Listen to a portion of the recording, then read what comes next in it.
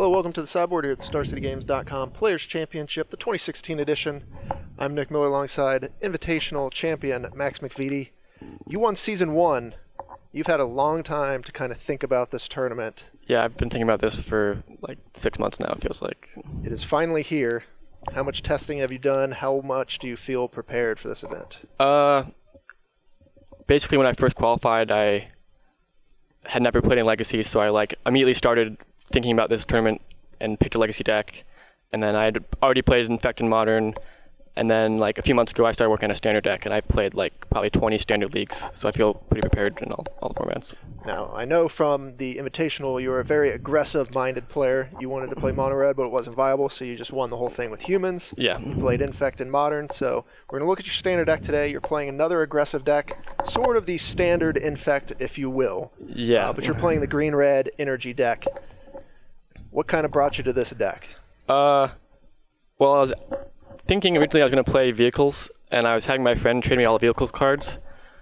But I saw this deck, top rated a Classic, I think, and it was $20 on Magic Online, so I just bought it. And then immediately started playing it, and I did really well, and I never actually ended up really trying vehicles that much, because this deck I just kept winning. All right, so you kind of got hooked on the beatdown here. So we've got all the cards we kind of expect out of this. We've got Voltaic Brawler and the Hydra. Now, the point of contention is whether you play Pummeler or not. You are clearly playing for Pummeler, so you like this card in your deck. Yeah, Pummeler's, it makes the Marvel matchup really good, and I think Marvel's pretty popular in Standard.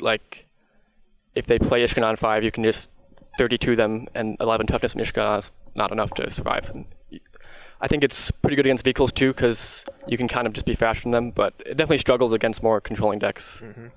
Then Hydra's just kind of the best energy creature in terms of protecting itself. A lot of the green-black decks have trouble just killing it at all. Yeah, Hydra's good in basically all the matchups, because Blue-White Flash can't Reflector Mage it, vehicles can't kill it, and it blocks really well against vehicles. They can buy time to then kill them with Pummeler. Right. And the Brawler's just kind of the go-to 2-drop here. Not going to get a better rate in this deck, I don't think. Yeah, I honestly think it might be the worst 2-drop in the deck.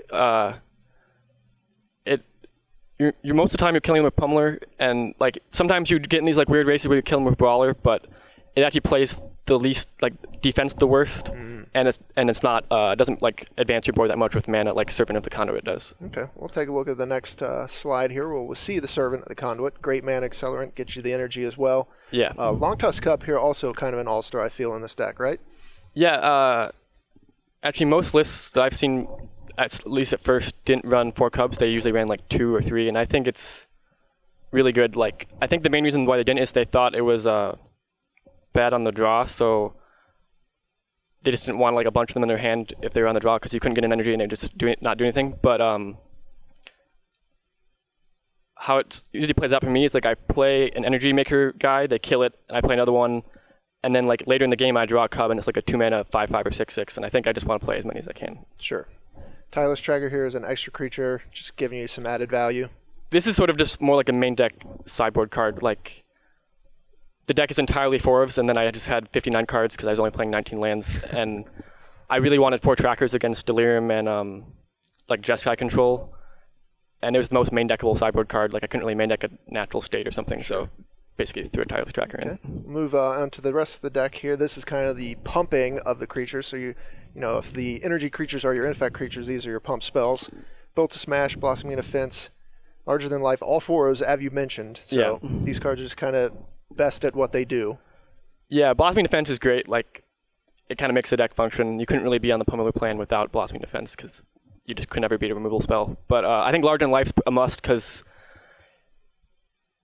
it combos really well with Pummeler, because you only need 6 energy to make it a 20/20. It combos really well with Bristling Hydra, because it has hexproof, so you just cast it and you have a 10/9 trample. And then Build to Smash is the only one that you could really shave. I think it's just the best one. Some people play a mix of Uncaged Furies and the one that gives +2/+1 in trample. Adrenaline Rush? Yeah, Adrenaline Rush. But I think this is the best one. The one more point of power is really important when you're doubling 2 or 3 times with Pummeler. It's kind of difference between 24 damage and 32 damage, which is really important when they're blocking with Ishkanot tokens. And also Built to Smash and Voltaic Brawler comboed pretty well compared to Rush of Adrenaline, because it makes it have like 6 toughness, which can break through a lot more things than. Okay. Now you have no copies of Uncaged Fury. What's the reasoning behind that? I think it's just a really clunky card, and it's only really good if you're combining it with another pump spell, and then it's sort of like a 4 or 5 drop, and it's mostly a 5 drop because if you combine it with Built to Smash on a non-trample guy, I think they can just chump it.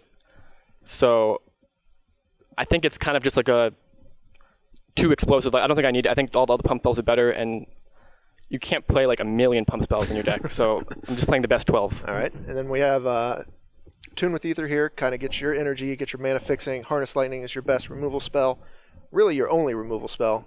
Yeah, it's important to have Answer to Spell Queller, and it also functions as a combo piece as well. Like, you can untap on turn 4 if you only have 3 energy, you Harness Lightning their guy, and you don't spend any energy, and then you cast Larger Than Life and 20 them. Sure. Aether Hub, energy land, you're going to be needing it in this deck. See the rest of the lands here. Have the rest of your green lands, a bunch of forests, some mountains. Move on to the sideboard. Now you've got a bunch of planeswalkers in this deck, in the sideboard, along with the rest of the tireless strikers, as you mentioned. Yeah. Where are the Chandras and the Nissa pulling their weight? Mostly against controlling decks where I want to board out like all the pump spells, because I'm trying to just stick threats and get continuous damage through. I'm not really trying to burst them. So in those matchups, I usually board out all the pump spells and bring in these 7 plus the sideboard basic forest, which, because you raise your curve so much, I would almost like want to play another forest, but okay. These are just really grindy card advantage cards, and they kind of go lower and try to just kill everything you play, and then you almost go bigger than them because you have so much card advantage. Right, you're just trying to out-threat them, yeah. Have something stick, and then have that go the distance. Yeah. All right, take a look at the rest here. We got Natural State, Tears of Valakut, and then this one. I like this one. We have not seen a lot of bring down, or take down, in the metagame, but you have a lot of options to taking down flyers in this format. What brought you to this card? Basically all these 5 cards are for blue-white flash. You want to be able to kill Spell Queller, and you need a lot of answers to flyers because they have Selfless Spirit, so they can protect it. But takedown specifically, like, I could be playing 3 Tears of Valakut, which is instant speed and also kills bigger things, but the thing that happens a lot playing against them is we have so many 2-drops, and on turn 3, we play a 2-drop and they Spell Queller it, and then you can, for 1 mana, kill a Spell Queller, and then you kind of get ahead on tempo in that way. Okay. So it's really good against Spell Queller in particular when you're trying to double spell. Yeah, like it can't kill Smaller Copter, it's pretty bad against Avacyn, but against specifically Spell Queller, I think it's good. Okay, take a look at the rest here. Got Key to the City, and then the Force, as you mentioned. Key to the City here, just kind of pushing in your last damage, I imagine? Yeah, it's for Ishkanah decks. Sometimes 11 toughness is too much, even if you can make your guy Hughes. But yeah, it's basically just for Delirium and Marvel. Pushes your guy through Ishkanah. I don't really board it against any non-Ishkanah decks. Okay, so you decided you wanted to play the beatdown deck, green-red energy. What did you kind of envision the standard meta being when you prepared for this event? I was hoping it'd be a lot of Delirium and Marvel, because I think this deck's pretty good against both those decks, but it's not great against blue-white flash, or even the like more Esper aggressive version. So I'm hoping not too many people show up with that, but I'm starting to fear there might be like 3 or 4 blue-white decks, so I'm hoping to dodge that, but it's definitely not unwinnable. Sure. All right, well, the deck looks pretty good. You've definitely shown you're capable of taking down tournaments with aggressive decks. I think you're pretty well suited for this tournament. Wish you the best of luck. Max, this is Nick Miller here in the Sideboard. Stay tuned to StarCityGames.com all weekend long for the action here in Roanoke. Thanks.